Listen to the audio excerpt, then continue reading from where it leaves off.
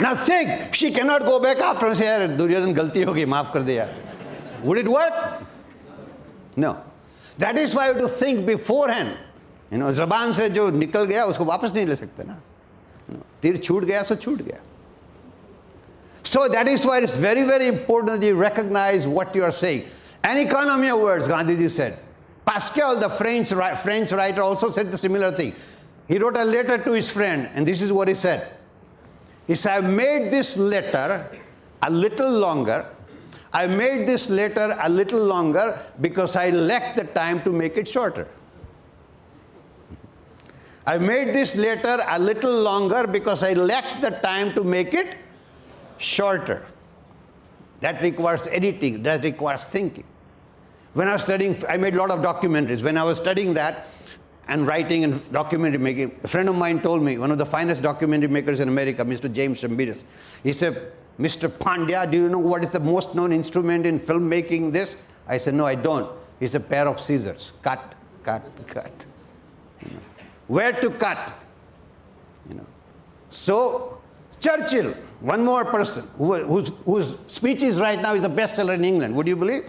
It has topped all the charts. His speeches have been reprogrammed and made a DVD has just come out. And they are the best-selling item in England right now. Why? Because he was a great orator. Somebody asked him, Mr. Churchill, if you have to give a speech in the United Nations for 2 hours, how long will it take for you to prepare? He said, I can go right now. He said, 20-minute speech? He said, 2 days of preparation. Think about it. 20-minute speech, 2 days of preparation. 2 hours,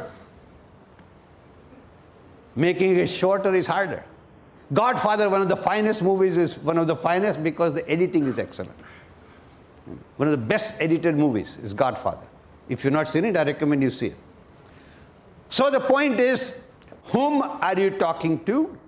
When the sense of timing, I give you an example of good sense of timing. I told you Draupadi had a bad sense of timing. Let me give you an example of good sense of timing. This is a real case in America where a person was accused of murdering his wife. So he hired a defense attorney who was a bright guy with gold medal. He had just graduated from university. He had a chip on his shoulder. The prosecuting attorney was an old, experienced man.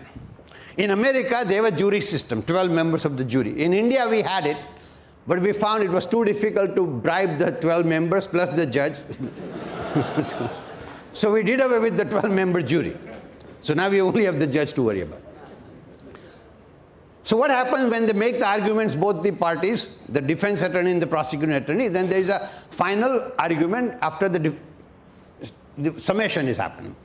So during the summation, the defense attorney got up and he addressed these 12 members of the jury. So ladies and gentlemen of the jury, as the honorable judge will tell you, there is something in law which tells you cannot render a verdict of guilty if you have a shadow of a doubt in your mind, because in law there is something called beyond reasonable doubt. And I'm going to prove it to you that you have some doubt in your mind about my client's guilt. Because the woman is supposed to have murdered is walking through the courtroom door right now, as you look at it. So all the 12 members of the jury looked at the courtroom door. She didn't come, but they looked. He said, see, you have some doubt. He thought he made a great point. What he forgot is that people do not like to feel humiliated. Duryodhan did not like it when he slipped and Draupadi taunted him. True? Here also, these 12 members of the jury did not like that he made fools of them. Prosecuting attorney was a very experienced man. He got up and he says, ladies and gentlemen of the jury, I have only one thing to say. His client did not look at the door. Because he knew she will never come through that door. She's dead and buried. Verdict was guilty. He took advantage of that sense of time, that particular predicament. So remember how to use your presence of mind. And for that you have to recognize people, you have to understand them, you have to watch their body language. Are they ready to receive what you're saying? But timing has to do with reception, receptivity of the person to whom you are talking to.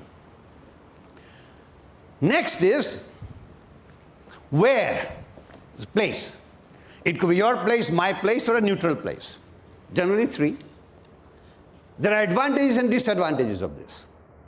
If I come to your place, the disadvantage I have is that you are a king in that territory. True or not? I'm making a point, I'm really excited about telling you something, and I'm about to make my point. Just at the time your phone rings, you pick up. And you say, excuse me, would you please leave, it is private. So you have to go out while he finishes his conversation. When you go back, the entire tempo is gone. So you wasted. Advantage in that person's territory, that you learn a lot about that person. You learn a lot about that person in his territory. Because by the way his books are set, the pictures on the wall, it tells you a lot of things. You can talk to his peon, you talk to his secretary, it gives you a lot of information. But to do all this, again, you should be very ready with what you basically have to do. Which means you must have done your homework, so you have some energy left to deal with this. I give you a simple example. A few years back, one of the most known banks in the country, their training manager is a friend of mine. Was at that time. He's retired. And he said, Rooshibai, come and do a seminar for our managers. I said, I'm not interested. He said, why not? I said, 2 reasons. He said, what are they? I said, number 1, it's a government outfit, so I'll have to attend 10 meetings before you take a decision. And then he will show me the law book that tells you cannot pay my fee. So he said, no. As far as fee is concerned, we can juggle the account. With different headings, we can pay you. So that's not the issue. As far as meetings are concerned, he says, I'll make sure you don't have to attend many meetings, just last one with my boss. I said, fair enough. In my weak moment, I said yes.